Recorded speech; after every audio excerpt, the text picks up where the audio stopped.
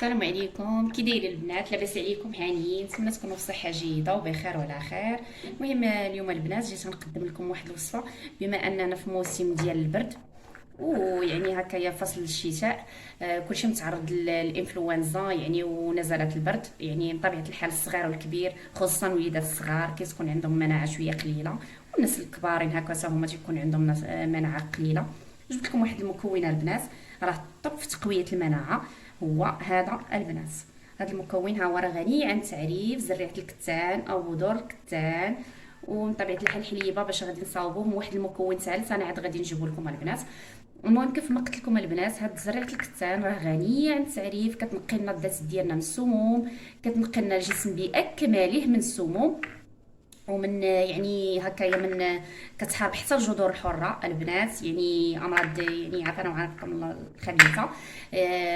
لذلك البنات كنصحكم بتناول هذه الوصفه هذه فضلا منكم وليس امرا. هذا البنات راه يعني انا راه كنطلبكم باش تقوموا بالتجربه ديال هذه الوصفه هذه، راه خطيره يعني في تقويه المناعه يعني، وخصوصا حنايا كيف ما قلت لكم في نزلات البرد، وهي هاد الوصفه هذه مقاومه لنزلات البرد، وانا خصوصا يعني من محبي هاد الوصفه هذه وكنستعملها ليا ولوليداتي، لانها كتقاوم كيف ما قلت لكم كتحارب لنا السموم الجسم وكتقوي لنا المناعه، وميم طو كتعالج لنا الزكام ونزلات البرد. بحال اللي كانت عنده الكحه ناشفه او الكحه عامره يستعمل هذه الوصفه هذه، راها طب البنات، راها طب. راه غتنقي لهم الصدر، بحال الوليدات الصغار ولا الكبار، راه غتنقي لكم الصدر، يعني داك من داك سميتو، من داك اللي كيكون في الصدر، داك حاجكم داك الوسخ اللي كيكون في الصدر، يعني هكايا كيخرج بسهوله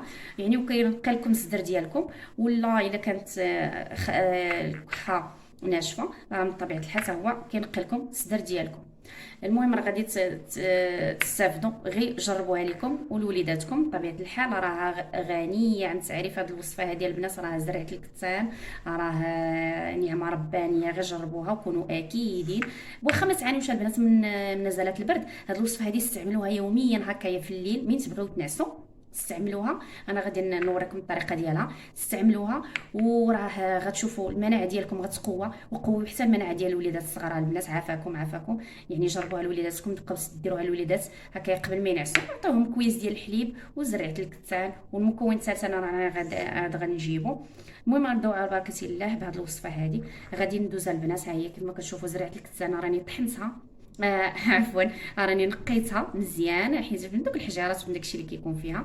انا غندوز نطحنها، ما تحق البنات زريعه الكتان ما تحمروهاش، خليوها هكا يعني خضره. انا غندوز نطحنها، والحليب غادي ندوز نفيضو ونرجع معاكم ونوريكم الطريقه. كما قلت لكم البنات هاني رجعت معاكم بعد ما طحنت زريعه الكتان او بذور الكتان. ها هي كيف ما كتلاحظوا معايا بهذه الطريقه هذه البنات، بلا ما تحمروها، يعني زريعه الكتان غادي تستعملوها غير خضره صافي. والمكون الثالث البنات هو العسل، العسل الحره اللي متوفر عنده كان افضل، اللي ما متوفرش عنده يعني بلا ما يضيف صافي يدير غير زريعه الكتان والحليب صافي. يعني راه العسل الا كانت متوفر راه احسن، لحين البنات راه هي مفيده في تقويه المناعه، ويعني وكتقاوم لنا الزكام، ويعني راه العسل راه بلا ما نهضر لكم على الفوائد ديالو. المهم البنات غنبداو على بركه الله. شنو غادي غنحتاجو معلقه صغيره عامره ديال بذور الكتان، مع كاس ديال الحليب، مع معلقه صغيره ديال العسل صافي. وغادي نحركو بهاد الطريقه هذه. من طبيعه الحال الحليب راه حنا فيضناه صافي حتى يندمج لنا الخليط، يعني ونكونوا هاد الوصفه البنات هذه حتى نكونوا صافي راه حنا دخلنا الفراش ديالنا، سواء حنا سواء الوليدات صافي تعشينا راح ندخلنا للفراش باش غادي نعسو صافي. عاد غادي نعطيو الكويس ديال الحليب هكايا، سواء لينا الا كنا حنايا اللي غنشربوه يعني حتى نكونوا راه حنا مخشيين في الفراش، او لا الوليدات حتى هما تيدخلوا للفراش ديالهم عاد نعطيوه لهم. يعني وراه نتبعوه لهم واحد الاسبوع، يعني وراه غتلقى واحد النتيجه غزاله. واللي بغى ينقي الذات ديالو من السموم، شنو اللي كننصحوا بهذه الوصفه هذه، يعني شهر. كيفاش غيستعملها في هذا الشهر هذا؟ غادي يستعمل الاسبوع الاول غادي يستعملها يوميا في الليل قبل ما ينعس، وغادي الاسبوع الثاني ما غاديش يستعملها، والاسبوع الثالث غادي يستعملها، والاسبوع الرابع ما غاديش يستعملها. دونك في الشهر غادي نستعملوها 15 يوم هاد الوصفه هذه.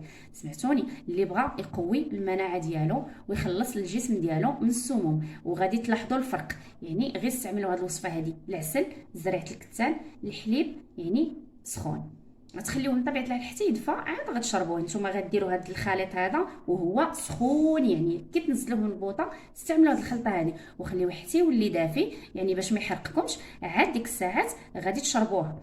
صافي، هذا هو الفيديو ديال هذا النهار هذا.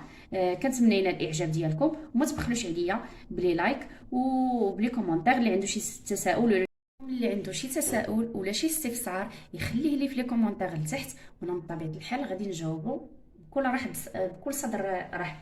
المهم نخليكم في هذا هو النهايه ديال هاد لا فيديو هذه.